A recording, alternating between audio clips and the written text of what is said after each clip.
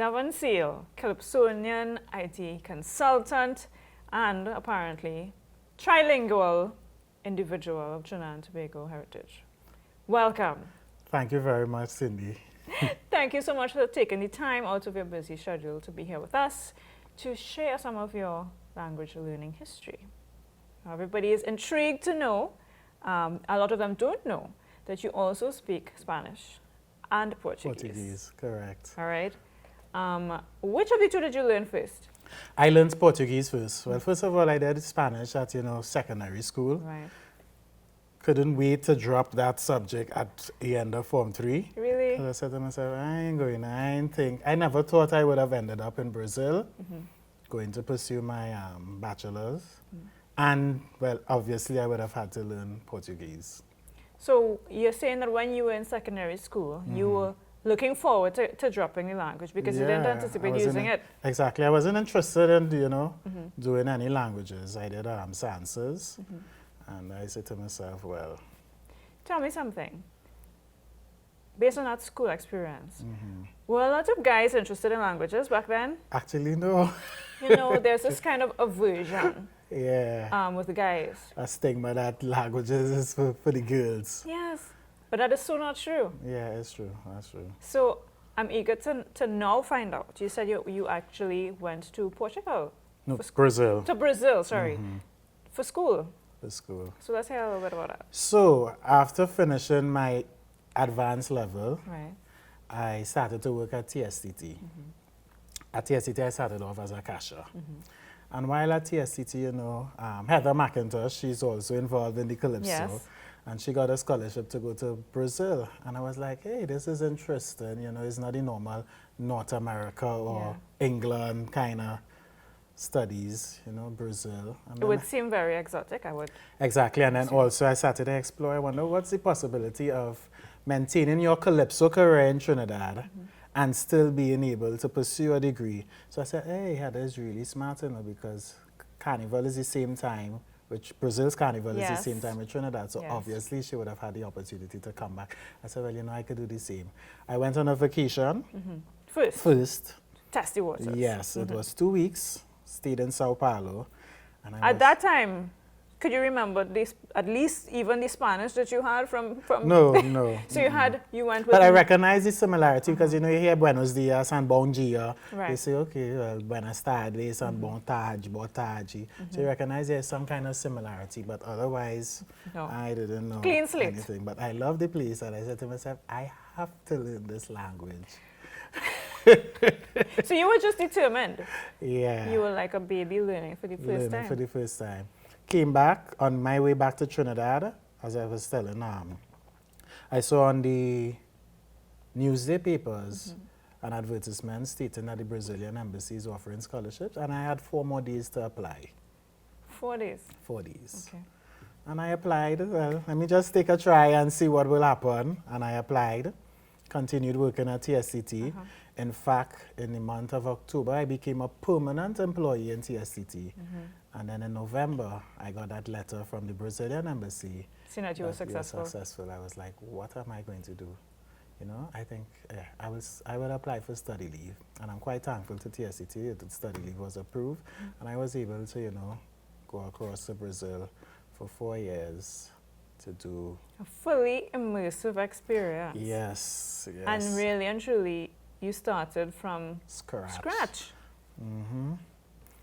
Well, tell us what the challenges with that situation were like. First of all, to break the news to your family, they were like, Brazil, you're going to do a degree and you don't even know how to speak the language. And I'm like, well, it's computer science, the majority is maths and figures and things, easy pickings and whatnot. The course, actually, this information, I didn't have this information before, that you had to learn Portuguese language and pass the exam before starting the computer program. And I got across there. The program started in February. I say, you see me, I have to perform for Carnival in Trinidad. I went across in March. So I robbed myself of 1 month because it was a 4-month course. Right. I did 3 months of it. When I got there, I lived with 4 Paraguayans. So they were speaking Spanish? they were speaking Spanish all the time at Right. home. And when they get out there, people will say they're talking Portuñol because they're mixing the Spanish with the Portuguese, but it was rather easy for them. Okay. And that was a challenge for me, home trying to identify when they were speaking Spanish, when they were speaking Portuguese, or even their national language, which is Guarani. Okay, which is probably like indigenous, right? Indigenous, Yeah, okay. correct. So that was good. That was really tough. I mean, many a nights I would have just studied and say, boy, was this the right decision? In over your head, Was am this I? the right decision? Yeah. Because I'm a talker. People who know me know that I would love to talk. And for 4 or 5 months, you just shaking your head Yeah. for everything. Or when you recognize that you say something that you wasn't supposed to say, you shake your head and you say, see. And they say, see? You say, no. You know? So that was very challenging. But I mean, as you go along and, you measure your progress, Right. you recognize as the days go by or as the weeks go by, you recognize that, yeah, I'm being able to form a conversation. I'm able to understand 1 or 2 words, And then in the class, the entire class, it was a total of 14 students. 11 were from those Spanish-speaking countries. Right. There were 2 from Africa, to be exact, Gabon. Okay. So they spoke French. Mm-hmm. And I was the only English-speaking student in the class Wow. until like 2 months after one of those guy from England, he came and joined. But he was just studying the language to do his PhD, his research. That is interesting. Yeah. You know what I'm going to ask you next. Based on those challenges, can you share with us any particularly funny or memorable experience during your language learning? Yes, I have many, many. So after doing the Portuguese exam and being successful, I enter now into another university. This is the university to start With the program? With the program.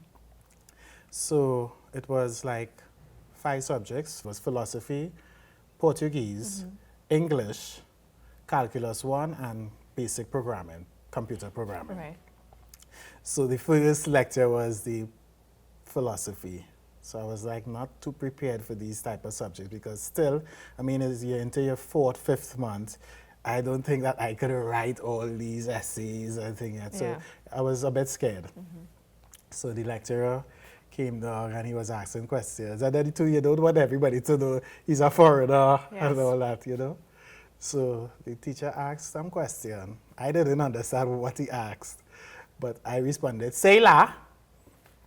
Now, I responded because with your friends and them in Brazil, "sei lá" is like if, I don't know.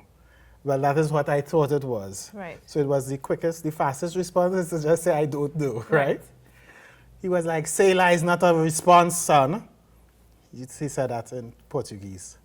So it's long after when they were saying, "Devon, you crazy, sei lá."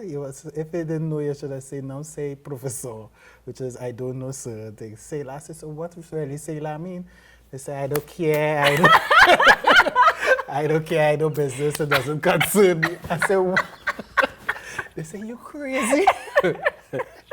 That same lecturer, actually, after the first exam, he met me in the elevator and he said, "Devon, you write Portuguese better than you speak." I said, "True?"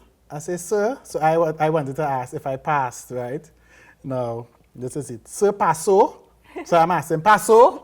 I'm supposed to be saying "passé," yeah? Okay. Which is "I passed." So passou is like if I'm saying "you passed." So I'm like, "Passou?" Passou. And there's this girl in the elevator saying "passé." So she's correcting me, but I didn't recognize she was correcting me. So she's like, "Passei, Devon, passei." I said, "Sir, passou?" She's like, "Passei." So then I watch the elevator. I say, "But how you know?"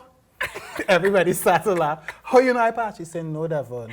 You're supposed to ask, 'Sir, did I pass?'" Yes. "Sir, passei." Everybody started to laugh. So that was really funny.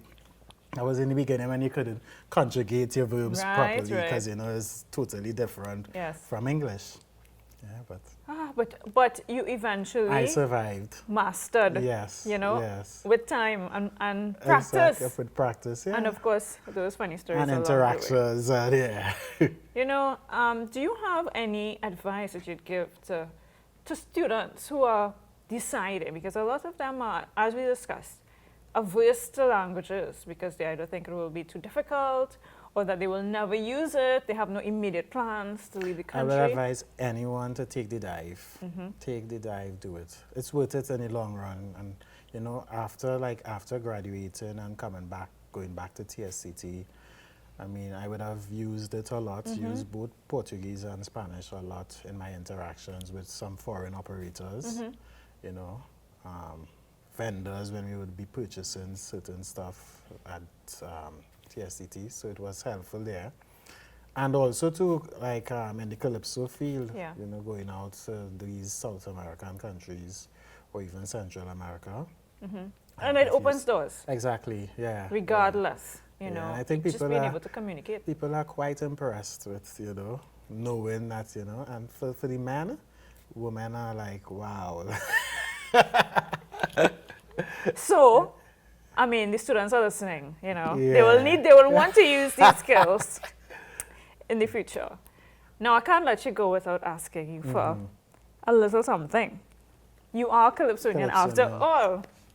Can you share with us a little something? I'm not putting you on the spot, but... I'll do this one called Car by Class because of the fact that I had a little Spanish in it. Okay. You know? Yeah.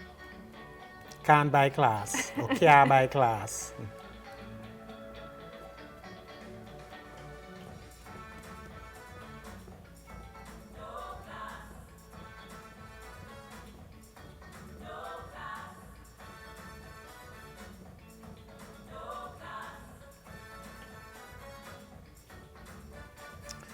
Plenty people worship money, from pauper to president.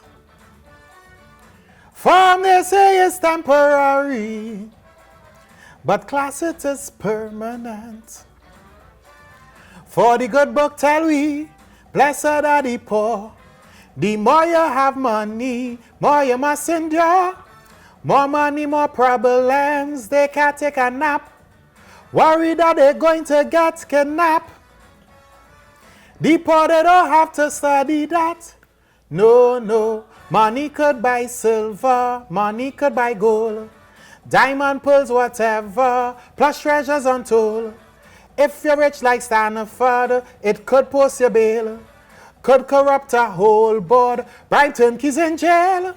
Like some fools has find out, it does never last, 'cause money can't buy your class.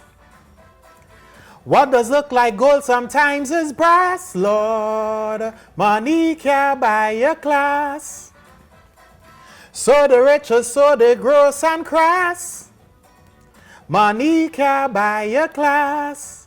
Sing it, they have plenty money, but no class. Plenty, plenty money, but no class. Mucho, mucho dinero más. Pero déjame con poquito. Yay! Thank you.